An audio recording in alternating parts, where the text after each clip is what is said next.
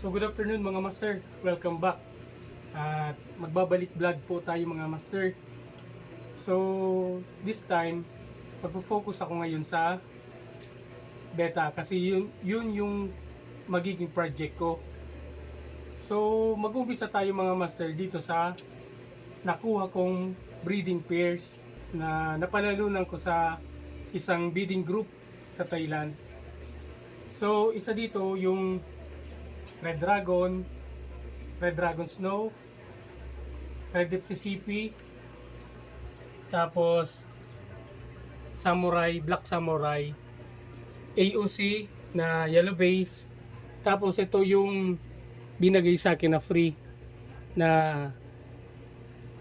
Red FCCP na white scale, tapos yung pair ng Hellboy. So focus natin mga master. So ito mga master yung Red Dragon Snow na isa sa favorite ko. Yan. Sa kabila naman mga master ay yung female niya. Tingnan natin kung mag-clear.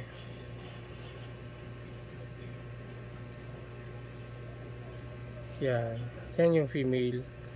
Tapos, ito naman yung Red FCCP na galing kay Ma'am Tiwa Porn Top Kasem. So, yan.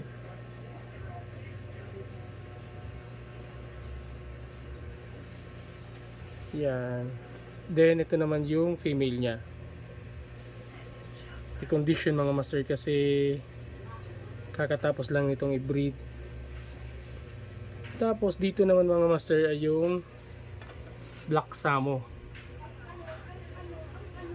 Ito hindi ko naman talaga ito napanalunan sa bidding. Bali ibang nanalo nito. Kaso di daw nag-contact sa nagpa-bid. Kaya sa akin in-offer. So sayang naman, maganda. Kaya kinuha ko na. Yan. Tapos, ito naman yung female niya. Yan yung female. Yan. Tapos, ito naman yung AOC Yellow Base.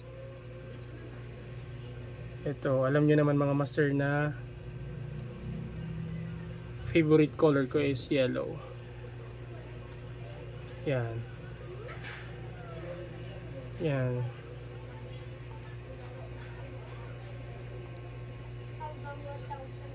Tapos ito naman yung ka-pair niya.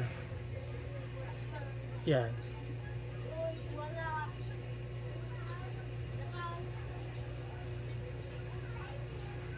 Ito yung female. Tapos ito yung free ni Ma'am Tiwa Porn Top Kasem na white scale. Red FCCP na white scale. Yan. Tulad ng sinabi ko, medyo di pa masyadong maganda yung deportment kasi galing pa lang sa breeding. Kasi na-i-breed ko na sila last week. Yan. Kasi ito naman yung female niya. Yan. So free lang to sa akin ni Ma'am Tiwa Porn Top Kasem.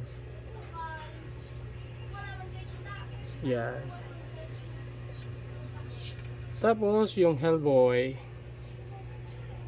So yan lang naman mga master yung magiging materials natin para sa project kong beta farming.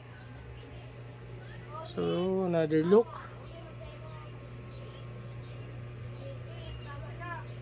Oh shoot. Yan. Tapos yung Black Samo. Yung yellow. Yan.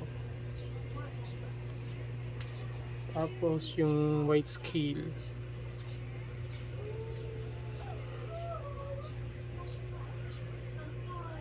Wow.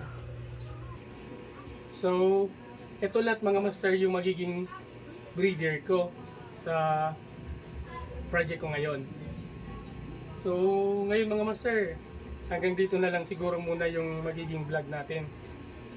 Sa susunod, ang ipapakita ko naman mga master ay kung paano ko sila ikokondisyon for breeding para magkaroon na tayo ng output sa mga breeding pairs na to. So, sa ngayon mga master, hanggang dito na lang muna. Salamat.